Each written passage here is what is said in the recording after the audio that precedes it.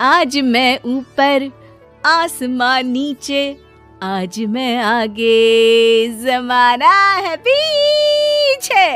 अरे हाँ हाँ भाग्यवान, तू सबसे आगे ही है। लेकिन हुआ क्या है? सास बनने वाली हूँ मैं। अरे घर में एक नया सदस्य आ जाएगा, कितना अच्छा लगेगा ना। आप और राहुल तो ऑफिस चले जाते थे और मैं पागल की तरह घर में अकेली। अब तो मेरा साथ देने वाली आ रही है इस घर में। बहुत बहुत बहुत खुश हूँ मैं। ओहो ठीक है बेगम, लेकिन अपनी खुशी को लगाम लगा कर रखो। क्या पता कैसी आए, तुम्हारा साथ देने वाली आए या फिर ऐसी आ जाए जो तुम्हारी शक्ल देखना भी पसंद ना करती हो। ऐसा क्यों बोल रहे हैं जी? शुभ नहीं बोल सकते तो अशुभ तो ना बोले। अच्छा जल्दी से तैयार हो जाओ, चांदनी चौक जाना है शादी की शॉपिंग के लिए।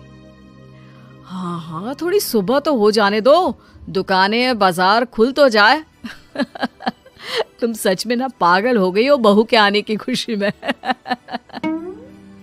बेटा माँ की हरकतें देख रहा था। वो सारी बात फोन पर अपनी होने वाली बीवी राशि को बताता है। फिर पता है क्या हुआ?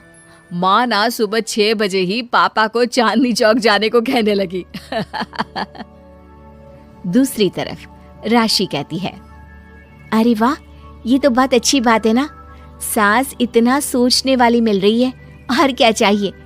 मैंने भी सोचा है मम्मी जी के साथ बहुत प्यार से रहूंगी, उनका ख्याल रखूंगी और प्यार करूंगी। राहुल भी खुश था। लेकिन बाजार में सुधा जी और उनके पति को एक अजीब सी दुकान दिखती है जिसके बाहर लिखा होता है, हमारे यहाँ सास बनने की ट्रेनिंग दी जाती है। ये देखिए जरा, लग रहा है आजकल के लोगों को कोई काम नहीं है। अरे सास बनने की भी ट्रेनिंग होती है क्या? दुकान के सामने एक पिंजरा था, उसमें एक तोता बंद था। सुधा की बात सुनकर तोता बोल पड़ता है, अरे नादान औरत, अगर सास सही तो पूरा घर सही रहता है, परिवार बंधा रहता है और आने वाली जनरेशन संस्कारी होती है। लेकिन तू क्या समझेगी? जा जा आगे जा। ओए, तोते बड़ा बोल रहा है, क्यों आगे जाऊं? मैं नहीं जा रही। देखा देखा, तेरे जैसी औरत को तो सास बनने की ट्रेनिंग लेनी ही चाहिए। निकाल 1000 रुपये और जान दर, नहीं तो पूरी जिंदगी रोती रहेगी। सुधा को तोते की बात में दम लगता है। ए जी, निकालो ना जरा 1000 रुपए। अरे पागल हो क्या? जानवर की बात में आ रही हो? किस पागल आदमी की सुन रही हो, जिसे ये भी नहीं पता कि तोता जानवर नहीं पक्षी होता है। चलो निकालो 1000 रुपये और अंदर जाकर सास के रूप में जीवन को सफल कर लो। हाँ जी, बात तो ये सही बोल रहा है। कहाँ मैं आपकी बात में आ रही हूँ? मैं तो अंदर जा रही हूँ, 1000 रुपये दीजिए। पति क्या करता, बीवी की आज्ञा सर आंखों पर। लेकिन जैसे ही सुधा अंदर जाती है, सामने कई औरतें पहले से ही बैठी होती हैं। मेरी पहली बहू के वक्त मैंने इतना नहीं सोचा था, और आज वो मेरे सर पर चढ़कर नाचती है। गुरुजी, कोई उपाय बताए। तभी गुरु की नजर सुधा पर पड़ती है और वो आंखें बंद कर लेता है। तू पहले भी मेरी दुकान के सामने से होकर गई थी ना, तब क्यों नहीं आई? औरत जो कि गुरु के साथ मिली हुई थी। महाराज, तब पता नहीं था कि सच में सास बनने की भी ट्रेनिंग लेनी होती है। लगा था घर में कोई सदस्य आ रहा है जो सारा दिन मेरे साथ रहेगी, लेकिन ऐसा तो कुछ भी नहीं हुआ गुरुजी। चल फिर पैकेज लेकर 20,000 वाला कल से आ जाना। जी महाराज, गुरुजी की जय हो। वो औरत भी सुधा को देखती है और कहती है, सही जगह आई हो बहन।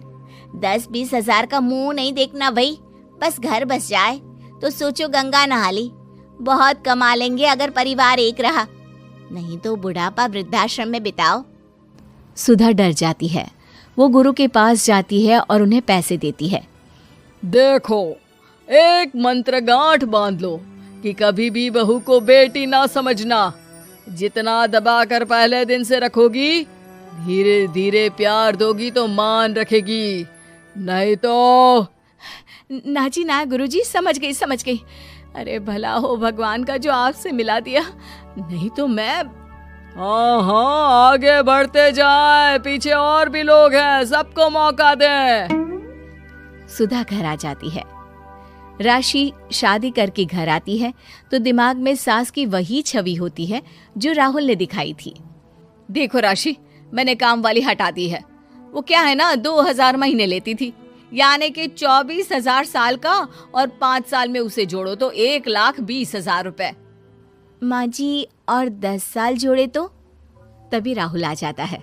अरे बस बस, इतना मत जोड़ो, फिलहाल भूख लगी है, कुछ खाने को दो। अरे पर बर्तन तो गंदे हैं ना, काम वाली तो आई नहीं, फिर बर्तन कौन धोएगा? अरे कौन धोएगा मतलब? तू धोएगी? मैं? ठीक है, मैं धो लेती हूँ, धो कर देती हूँ, आप खाना बना ले। अरे खाना भी तू ही बनाएगी? ये क्या बात होती है माँ? क्या हो गया तुझे? कल तक तो कुछ और ही बोल रही थी। लेकिन सुधा का व्यवहार सुधरने का नाम ही नहीं ले रहा था।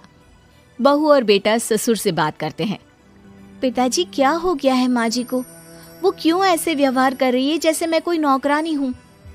पिता क्या करता, बता देता है सारी कहानी कि कैसे सास का दिमाग एक गुरुजी ने खराब किया है। सास बनने की ट्रेनिंग? तो मामला ये है, वही मैं कहूँ, कहाँ तो माँ बहू का इंतजार ऐसे कर रही थी मानो साक्षात कोई देवी आने वाली है, लेकिन व्यवहार नौकरानी जैसा। देखिए, माँ बुरी नहीं है, बस किसी ने उनका दिमाग खराब कर दिया है। तो ऐसे में मेरे पास एक आइडिया है। बहू फुसुर फुसुर करके पति और ससुर से बात करती है। अगले दिन बहू सास के सामने कहती है, अच्छा मैं जा रही हूँ, मेरी क्लास है। ये बोलकर बहू निकल जाती है। ये कौन सी क्लास करने जा रही है? पढ़ाई तो खत्म हो गई थी इसकी। अरे माँ, दरअसल वो ये सोचकर आई थी कि तुम माँ जैसी होगी, लेकिन यहाँ तुम तो तुर्रम खां बन गई हो। तो वो किसी बहू बनने की ट्रेनिंग वाली क्लास में गई है। ये बोलकर बेटा बाप की ओर देखता है और आंख मार देता है।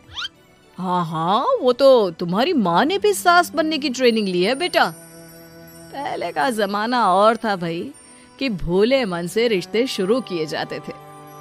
अब तो नई लड़की घर आते ही नौकरानी हटा देते हैं। बताओ, पिछले 25 साल से वो नौकरानी काम कर रही थी, तब तो कोई हिसाब किताब नहीं हुआ। अरे पापा, आप भी माँ को बोल रहे हैं? अरे माना, वो माँ समझ कर आई, घर में खुशहाली रखने के लिए हमेशा आप लोगों के साथ उठती बैठती, माँ को कभी जवाब नहीं दिया। लेकिन माँ की क्या गलती?